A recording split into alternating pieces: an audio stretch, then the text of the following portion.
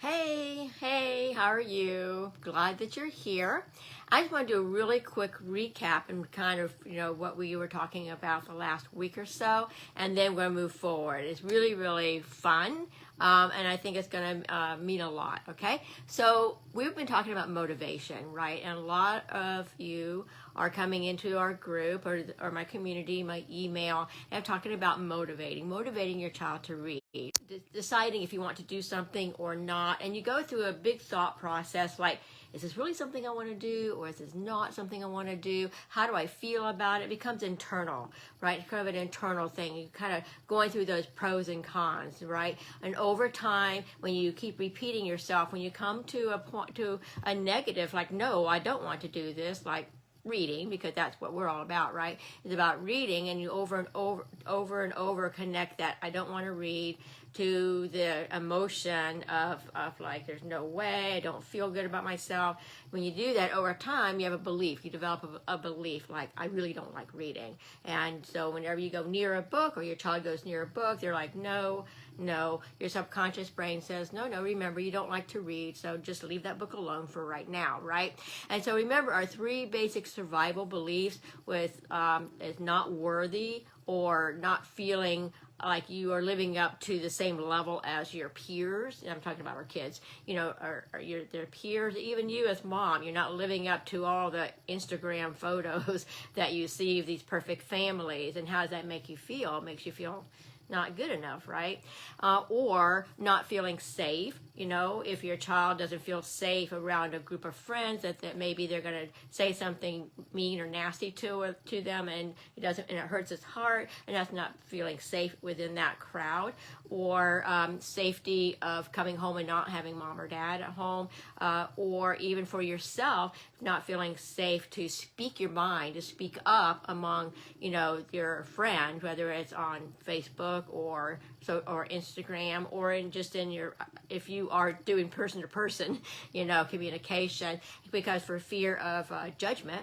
And so if you feel like you're being judged, then you don't feel safe to open up and to let out your true feelings of who you really are. And then the other one, of course, is love, feeling loved. Love is a real basic human emotion that every human craves love. And they want to be valued, and they want to feel safe. And so all that kind of wraps together, right? So, and I also had you thinking about what kind of negative thoughts that you may be having that runs through your head, and what are those negative thoughts? Jot them down. And then once you can recognize your own negative thoughts that are going through your head that don't make you feel very good, then you can start recognizing and noticing the negative things that your kids are saying about themselves. We need to work on ourselves first, and to discover how these negative thoughts are going through before we can actually recognize our kids' negative thoughts and the things that they say, right? And we jot those down. So, hi, that was a recap of what we've done the last week or so. I am Jean Harville, and I'm the creator of Helping Kids with Reading, also Raising Kids Who Love to Read Facebook group. It's a free group. And if you're interested in joining, there's a button up there that says Learn More. And I'm also the creator of the Reading Confidence Academy. So, let's be honest. Why questions? When somebody asks you why, and surface level, you could probably come up with an answer, but if they keep asking why, I don't know about you, but for me to think about why I think something a certain way, I don't like that question, because it means I have to dig deep. I've got to think, I got to come up with an answer like why. And so I just, I don't know how that makes you feel. Then when you kind of go deeper and deeper and deeper, you start hitting upon emotions that maybe you didn't really want to uncover, right? So what I want you to do is I want you to think about this, because this is how you're going to be able to find your child's passion. Remember, I talk about finding what your child really, really loves to do. What is their passion? What's going to give them their identity, who they are, and be able to create that sense of worthiness, and that sense of safety, and that sense of feeling loved. Because when they have a better and truer idea who they are as identity, then that's going to help them as well. So first you start with you. right? You start with you because you are the adult. And we've talked about how sometimes our thinking is from when we were growing up, and we're bringing that on into our parenting and into our family. And so we need to work on that. We need to work on those thoughts that have been ingrained into our brains as well. So first you start out with, here's a good question to start out with. What is it that gets you up in the morning? That the alarm goes off and you just throw back those covers and you want to get up. What is it that drives you? What is your passion? What is it that you really like to do? What lights you up? And I know for me, for years, I love scrapbooking because it's that creativeness, right? And now it's helping you all as moms. And so, decide like what it is that gets you going in the morning, that gets you wanting to get up and to start your day. What is that thing, that passion? And for many of you, it might be because you're a mom, right? And we're just kind of go down that pathway, and you can pick your own path. And then the first question I want you to ask is, why? Why is that important? Why do you feel that is important? Now, it'll be surface level for a while, but I want you to start dropping down. And when I say that your passion is to, you can't wait to see your kids in the morning, right? Why is that important? Because I love them and I want to see the best for them.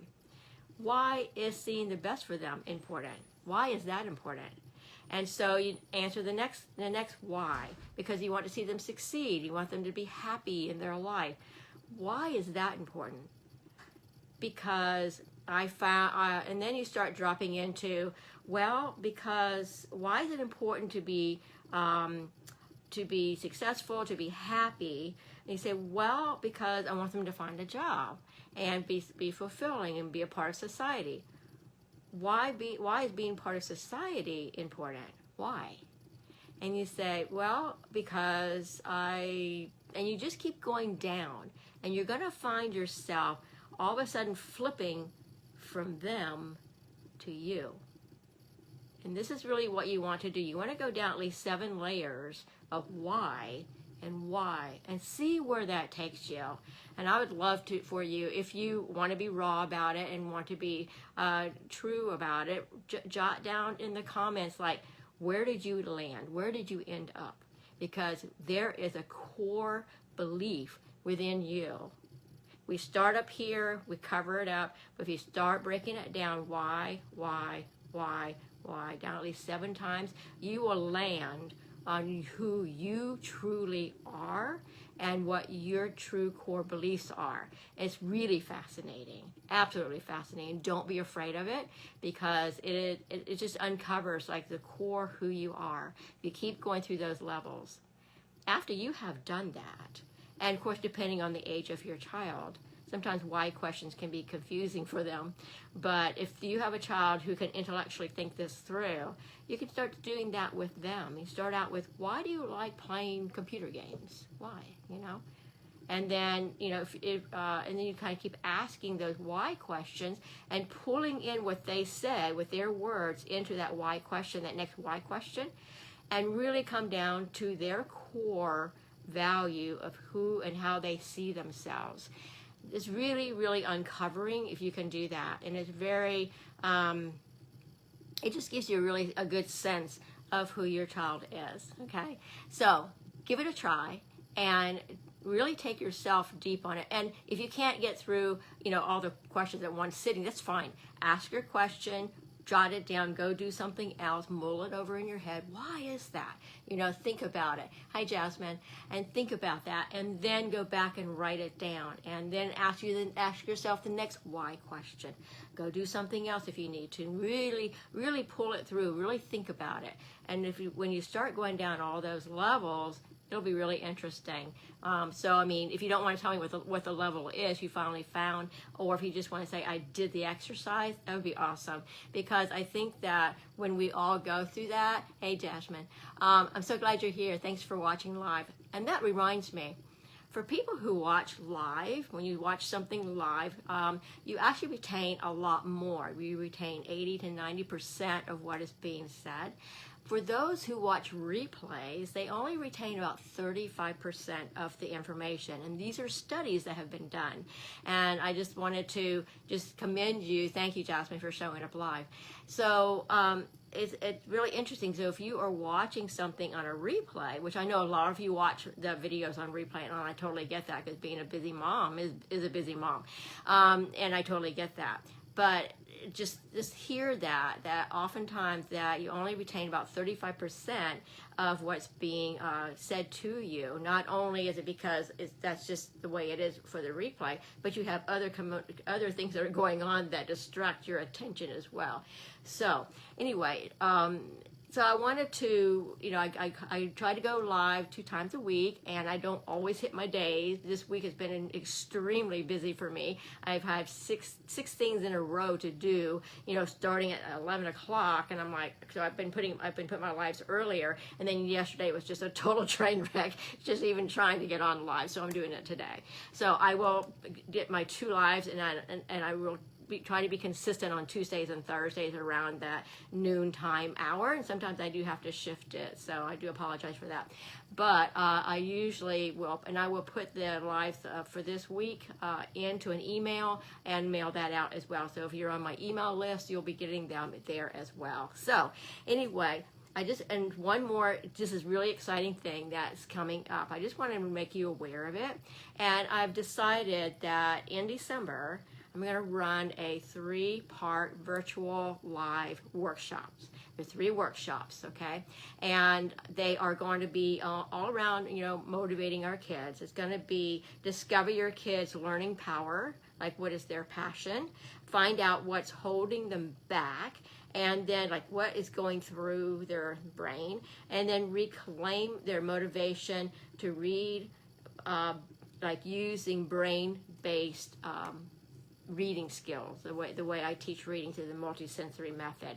So those 3 workshops will be coming up, and if you're interested in being a part of those workshops and want to know when those are going to happen, because I don't have the dates out yet, in a couple of weeks we'll go into registration mode. So I have a link I'm going to drop below, and you can click that, and that's like a wait list. There's all you have to do, all you're doing is putting your name and email and phone number on the wait list. That's all. And so that when I go live with the registration for this series, I can send you all an email, and you can get registered into that. It's all free, no cost at all. It's all free. So I just wanted to just let you know that I'll put that link down below, and that is a link to the wait list to my 3-part virtual live workshop series, where I go through more in depth into how to find your child's passion, find their motivation, see what's going on in their brains, and also reading skills that are specifically specific to their brain, the way their brains work. Okay, so anyway, I will see you all next week, and y'all have a great weekend. All right, bye-bye.